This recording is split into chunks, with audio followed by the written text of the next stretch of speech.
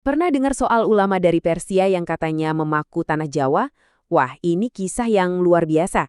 Hari ini kita bakal kupas tuntas legenda Syekh Subakir, salah satu figur paling misterius sekaligus paling penting dalam sejarah Nusantara. Jadi, pertanyaannya simpel aja. Siapa sih tokoh yang berhasil menjinakkan kekuatan gaib Jawa kuno yang begitu legendaris itu? Nah, untuk menjawabnya, kita harus mundur sedikit dan menyelami sebuah kisah yang membentuk sebuah pulau. Oke, sebelum kita bahas jagoan kita perlu paham dulu medan perangnya. Ini adalah Jawa kuno, sebuah negeri yang bukan cuma indah, tapi juga syarat dengan kekuatan spiritual yang sangat pekat.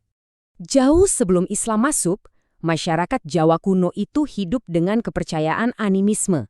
Jadi mereka percaya kalau segala sesuatu itu pohon, batu, sungai, gunung, itu ada penunggunya. Roh penjaga ini mereka sebut danyang, yang tugasnya ya menjaga kesakralan tanah itu. Nah, kekuatan spiritual ini tuh bukan cuma kepercayaan pasif loh.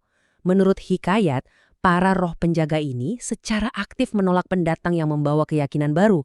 Makanya, para utusan penyebar agama gelombang pertama itu selalu gagal, mental terus. Dan rintangannya ini bukan main-main ya. Babat Tanah Jawi itu nggambarin dengan detail banget. Bayangin aja, jin dan lelembut bisa menjelma jadi ombak raksasa buat numbalin kapal. Bikin angin topan dahsyat, bahkan nyebarin penyakit aneh. Ini bukan lagi sekedar perlawanan budaya. Ini udah kayak perang gaib beneran.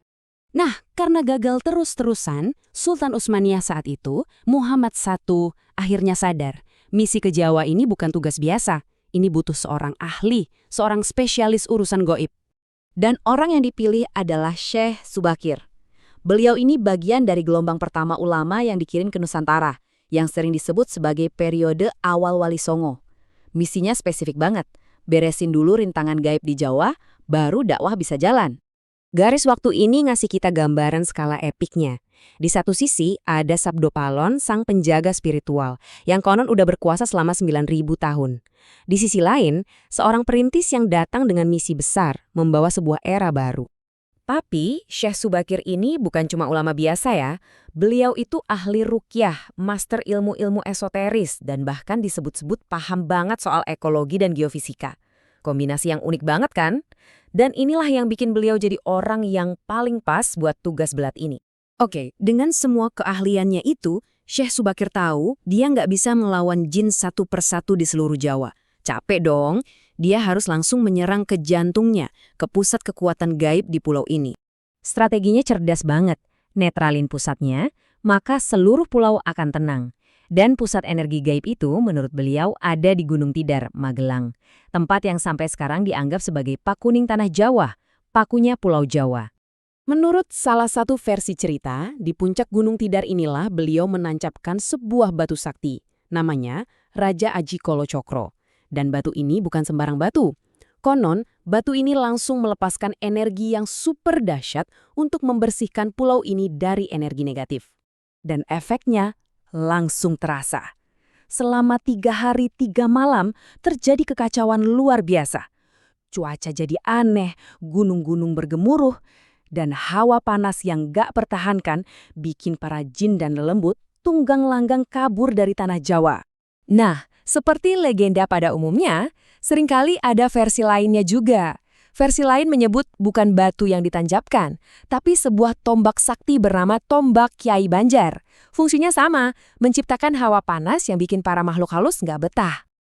Tentu aja, kekacauan sebesar ini nggak mungkin dibiarin gitu aja kan? Tindakan Syekh Subakir ini akhirnya memancing keluar penjaga paling kuat di tanah Jawa.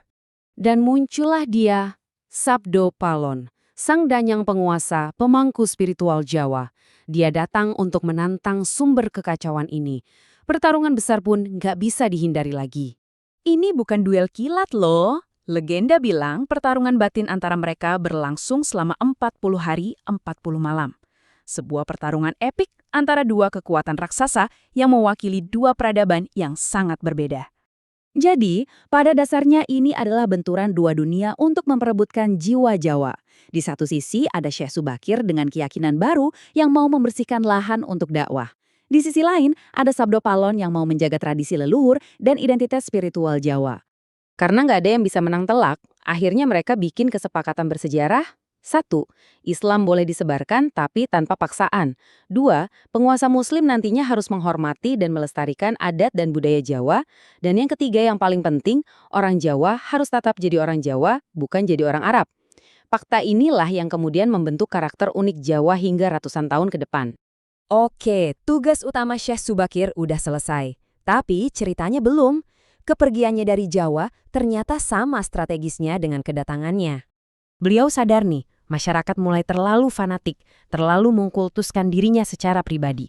Khawatir ini bisa merusak akidah, beliau pun memutuskan untuk pergi. Tujuannya mulia, biar fokus ibadah masyarakat kembali lurus hanya kepada Tuhan Yang Maha Esa.